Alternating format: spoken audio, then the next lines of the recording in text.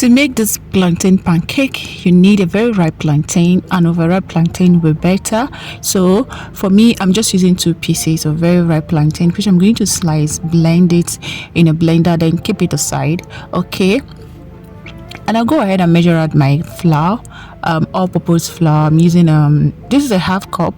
I already put inside my bowl. Now transfer the blended plantain, and again added another quarter cup. Added some water and mix it properly.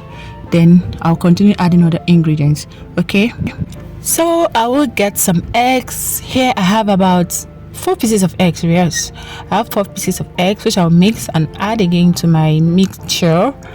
And you just have to make sure you stir it properly, stir it very well. I would have added some sugar, but I don't want it to be too sweet, so I just added a little bit of salt.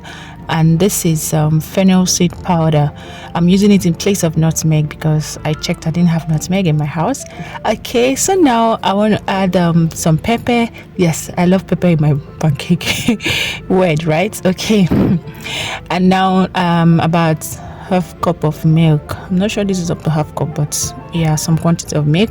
Now I grease my saucepan and I begin to bake, fry, I don't know what to call it.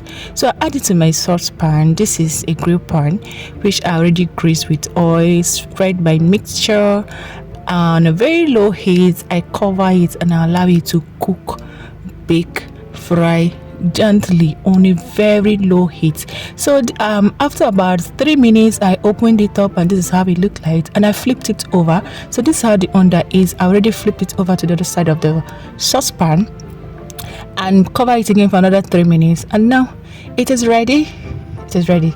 Yeah, so this is how I'm going to do the rest of the remaining mixture.